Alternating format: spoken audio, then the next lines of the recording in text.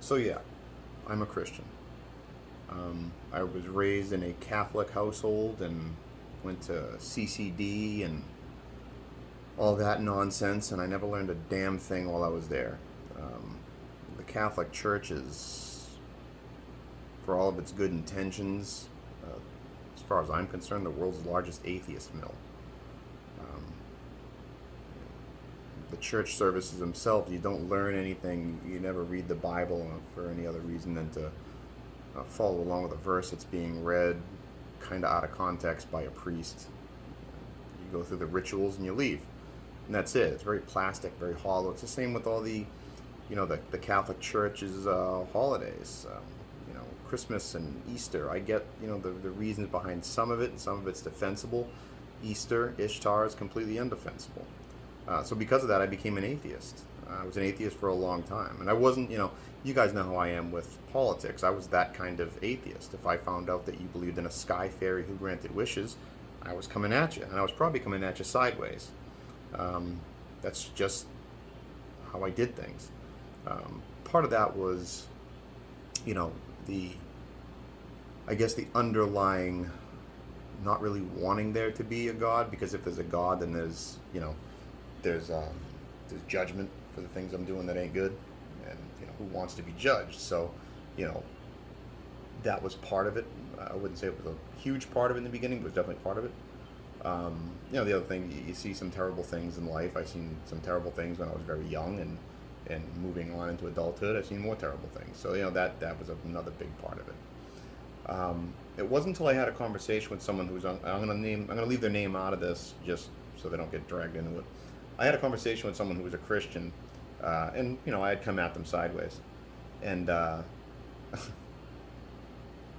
came at it with my best Hitchens Dawkins lines. I had my Michael Shermer roadmap ready to go. I was coming at him with both barrels, and this person very politely, corrected me on a lot of my philosophical flaws in thinking and my misinterpretations of what's actually written in the Bible. Then the person asked me if I've actually ever read the Bible, and of course, I lied. I mean, I read what other people wrote about it. I read what other people said about it, but I never actually read it because, thys and thous and those and all that's really just way too complicated, At least it was. Um, so I was basically being called out as a hypocrite politely after all my arguments were shredded. And it kind of irritated me because, most of you guys know me. I don't like to lose arguments. I like to be right. And the best way to be right is to correct yourself when you're wrong. But I was stubborn, so I went out to the back gate outside of the military base I was on, and I grabbed one of those little dollar store Bibles. And I didn't get it because I was going to read it and become a Christian. I got it because I was going to go through it line by line and find all the best gotchas. You know what I'm saying? I was going to come back at him and destroy his life. I don't know why I was so fixated on it, but it was. And I did my best. I was underlining shit, writing in it, and I went back at him again, and he actually was really kind, which, credit to him. It's a flaw of mine. It's, one of my shortcomings. I wouldn't have behaved that way, I don't think, even still to this day, if someone had come at me the way I came at him. But he very, very politely and kindly educated me on my misconceptions on the Bible. Everything from what was in the Bible regarding slavery and rape and, the genocides and all that. And when I started to see what was going on there, and what I was actually missing, because I never actually read it in context with an eye to actually read it and understand what was being presented, I shied away from it because I didn't like it. So I just I dropped the subject, And it was like that for a long time, and for a while I was calling myself a deist. I believe there's a God, but I don't really think he's involved or she's involved or whatever. They're just kind of out there in the ether, and what happens naturally. And then I don't know. I really can't put my finger on when I started deciding or figuring out that I needed to decide something regarding faith. But I remember being really conflicted because I had whittled down. One of my arguments I like to use was, there's so many religions out there. How do you know that yours is right, Mr. Christian? And realistically, if you go through some of the religions that are out there, some of the thousands of religions that are just off the top of my head, if you go through some of them, most of them, you can effectively destroy most of them in seconds. I mean, thunderstorms are not Odin or Thor banging his anvil. The earth is not flat and surrounded by a giant serpent that Thor is gonna die fighting. Um, you know, most of the shit in the Bhagavad Gita is wildly out there. Um, most of the shit in the Roman stuff is wildly out there. Um, so I was able to discount those quickly, and I quickly came to Islam, Judaism, and Christianity. Um, you know, so I was able to put Islam aside mostly because of the encounter between Muhammad and the quote angel. That's a different subject altogether, but it's an interesting one. So I was really stuck with the Jewish faith, and Christianity, and I understood the apprehension of the Jewish people. Like none other before me. Golden calf, I'll fuck you up for 40 years kind of thing if you put anyone else before me. I get it. I get why they stick to their guns in those things. That's respectable as far as I'm concerned, faith wise.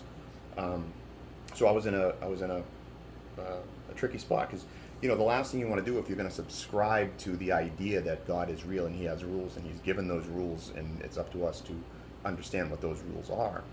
The last thing you want to do is thumb the guy's eye, right, or her eye, what have you.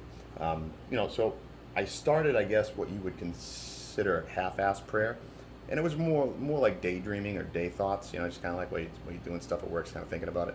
And it was kind of one of those things where I was like asking for a sign, like what's right. What I'm saying? Like what? I don't want to thumb your eye, dude. So I mean, what is it? I was really kind of getting fed up with it because this is all a bunch of hokum, and you're not getting any kind of sign here for weeks. And my son was born. He was born at St. Joseph's over in Nashville, and shortly after he was born, he was vomiting blood. He had blood coming out of every orifice. He was bleeding internally, and he was going to be life flighted into Boston. So for the second time, we were going to be dealing with the kid going into Boston Children's for something serious. And I remember we were packing up the bags. My wife was hysterical, and we were getting ready to go. He was going to be life flighted, so we were going to drive. And I remember stopping in at the chapel in the Catholic hospital. I didn't really put a whole lot of thought into it, but I just figured it can't hurt, So that's what I did. I went in, and for the first time in my life, I actually did, get on my knees and actually give a sincere prayer to the dude that was on the statue in front of me, which happened to be Jesus Christ, Yeshua. And I know the naysayers are just a coincidence, but the doctors don't know why he stopped bleeding. He just stopped bleeding. They did every expensive test under the sun. As a matter of fact, we had to sign paperwork to get him put in a medical journal because they'd never come across before where kids bleeding like that, about to get a blood transfusion, and all of a sudden he just stops bleeding, and no one knew why. Sorry. But yeah, so that I kind of took that as a sign.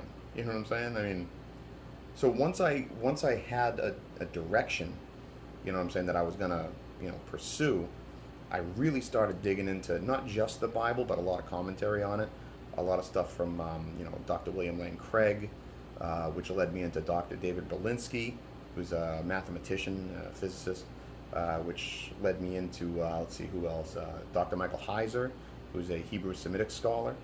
And I got to tell you, if you really actually dig into this subject, there's a reason why Christianity is still around today in the many forms that it is. There's a reason why people believe what they believe, and there's good reason. There's far too many things, either from the Book of Daniel or from the mirrors between the Garden of Eden and today, that are just they're too strange to be coincidence. I would say this: a lot of the stuff the tapioca pastors skip over. A lot of the the weird stuff, giants and things like that. A lot of stuff they skip over. They skip over because it's weird and they don't know how to address it, because they don't have a real firm grasp on the material and it scares them, so they skip it. But the weird stuff's the most important stuff. The weird stuff are the small pieces that get put into the puzzle that make the picture more clear.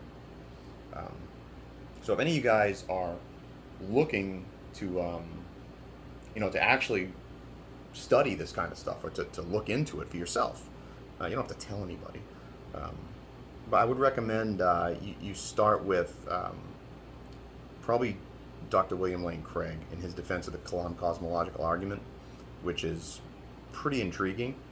And then from there, really before you open the Bible, I would go into Dr. Michael Heiser's book called Supernatural, The Unseen Realm. That's really, really good. That will give you the second century Jews' worldview, so that when you go into the Bible, you'll understand the worldview of the people of the time, which will give you a clearer understanding. Because the misconception is the Bible was written to us. It wasn't written to us, to people living in 2021. It was written to someone else, but it was written for us. The lessons are there, the narratives are there, but it was written in a way that second century Jews understood that we don't kind of grasp. It's like if you're an archaeologist in 10,000 years and you dig up a newspaper and the newspaper says Patriots slaughter Buccaneers, and the next page of the newspaper says Patriots complain about high taxes. You're gonna look at that and go, wow, these Patriots are fucking nuts, because we don't have the context, in the future. Right? We don't understand if the Patriots are a football team, the Buccaneers are a football team, and Patriots when it comes to taxes and Patriots when it comes to football are two different things. So you get that worldview, you get that understanding, you get why they're saying certain things.